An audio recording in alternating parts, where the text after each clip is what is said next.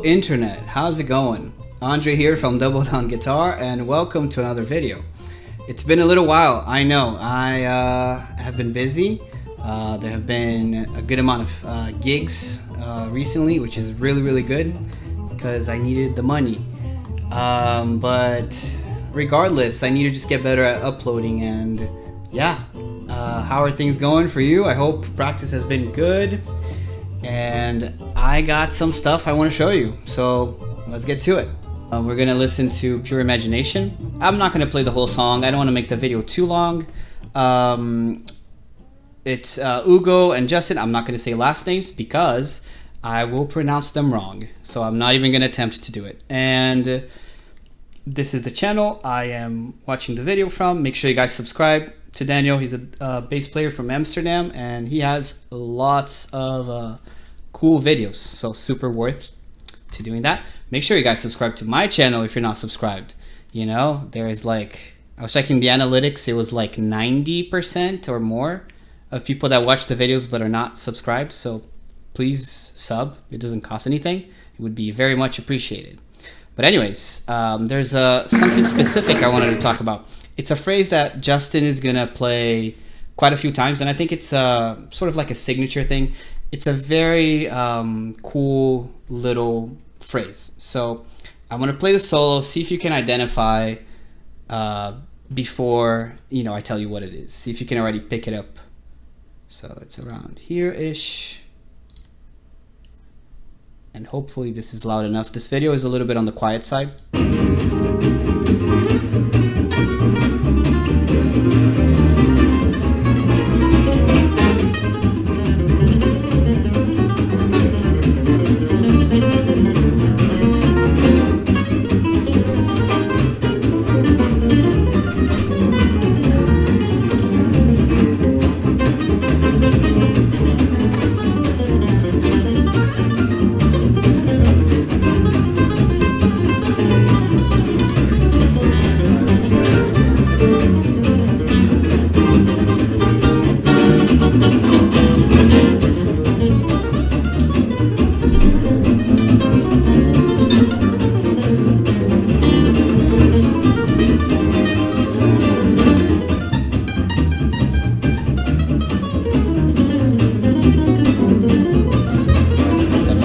Phrase there too.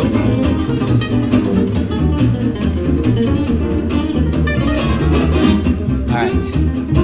So, I mean, they're playing crazy fast, so you might have not picked it up. But I'm going to show you the phrase first, and then we'll come back to the video, just, and you're going to be able to identify it a lot more after I show you what it is that I'm talking about. So here we go. Here is the phrase.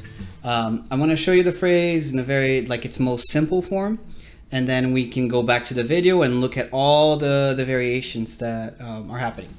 So this song is in E flat major. Lots of 2-5-1s in E flat. That is F minor, B flat 7, E flat major.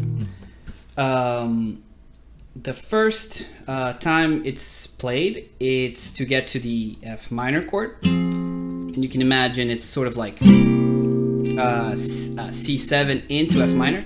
But even if there is no C7 and you just kind of want to play the phrase, you can do it. You can imply that sort of chord leading you into the next chord.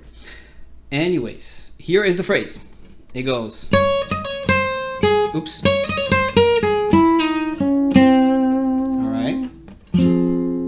Do it again. And you can kind of, that sound, you can visualize it many different ways. It's like I said, it's being done in many different places. Sometimes it's to get to the E flat. So when we do it to get into the E flat chord, it's gonna look like this. And the beauty is that it always resolves to the 5. So this phrase works for resolving into a major chord or minor chord. And very easy to do here. And if your root is on the A string, right? And it's, because if you have like a, E flat major, you're gonna that's the starting point. Or if it's E flat minor, it doesn't matter because it starts on the 5 and it finishes on the 5. So that's the beauty of the line. And what is it? Well, you can visualize it as like B flat 7 altered, like a flat 13, an augmented. You can visualize it as B minor major 7, all that stuff. In college we had to do a lot of these like melodic minor drills and things like that, and you can see it as that. Lots of options, right? But the easiest is to just think about what chord is it resolving to, right? I think that's the most important thing. But anyway, so the phrase here one more time was, and let me do it resolving into an E flat one more time. Do it slowly. Resolving into this. Let's do it resolving into E flat root on the E string. That would be,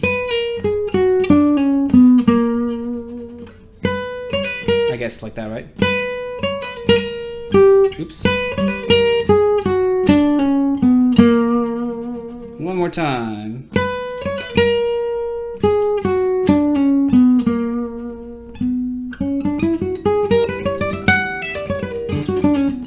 That's the melodic minor stuff. But yeah, it sounds like that. Sounds like a little bit that resolution. Sounds also like, because you could keep going too.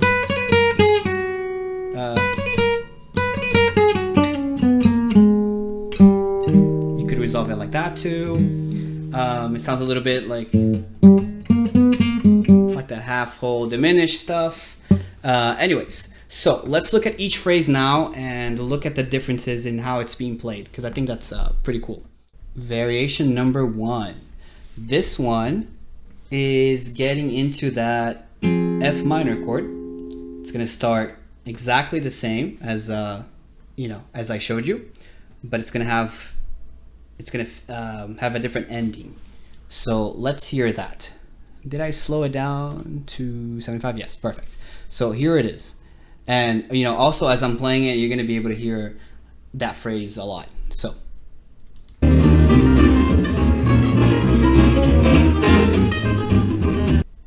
very first thing, and it's, like I said, getting into the F minor.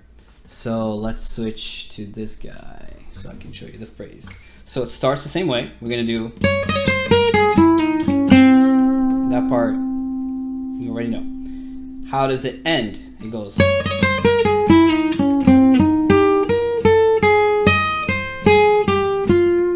Cool little ending, right?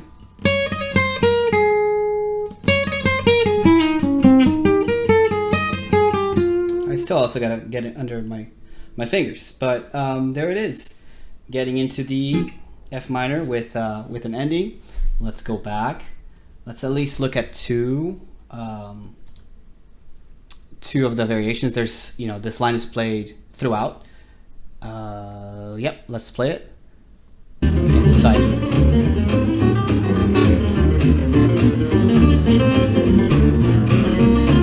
See, even these endings, I think, are super valuable to transcribe. What was that? It's kind of similar to, because he also does that one. These like bebop style endings are pretty cool. I think they're cool. But anyways, let's keep going.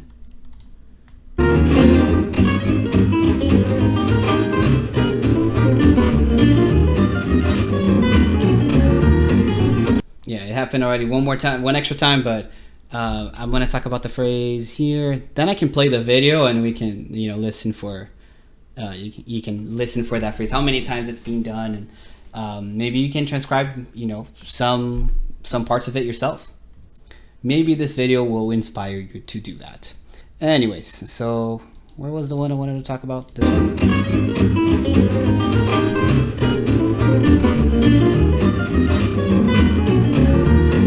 that one because I think the ending is cool. So what happens in that one? That one we're resolving into the E flat. And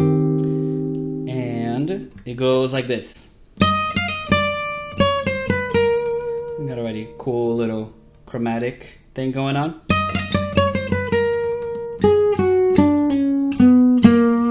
And then we jump octaves here. And I'm gonna play that one more time slower for that one commenter that was like, you're showing stuff too fast. This is just for you. Here it is.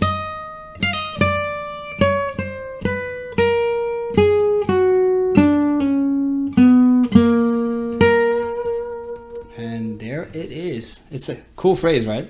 Let's play the video one more time.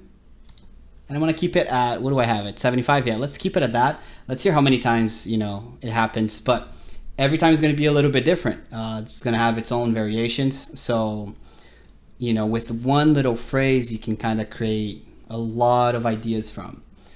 And that's a big takeaway from this. I think I can speed it up.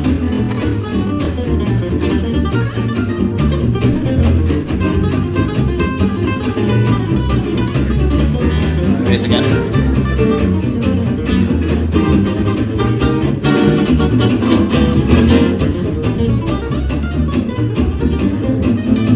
Let's go. I want to give you a little bonus here. So the chords that he played there are super cool. F minor 9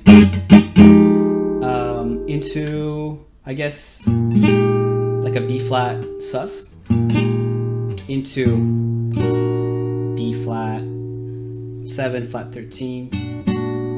You may know this chord like this. Oops, not like that. Like this, right? I just play it like this. So then into this guy, right? And E7 to then get back to E flat. Now, if you might be playing this in a different key and you don't have access to like an open, you know, E7. So you could do it a different way. It could be this also.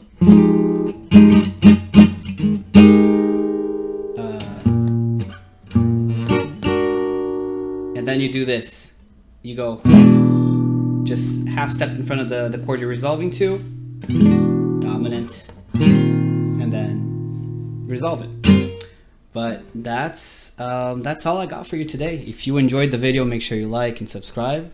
And if you do that, hopefully I will start uploading more often. No, that one's on me. And yeah, I hope you have a good week, and I'll see you next time.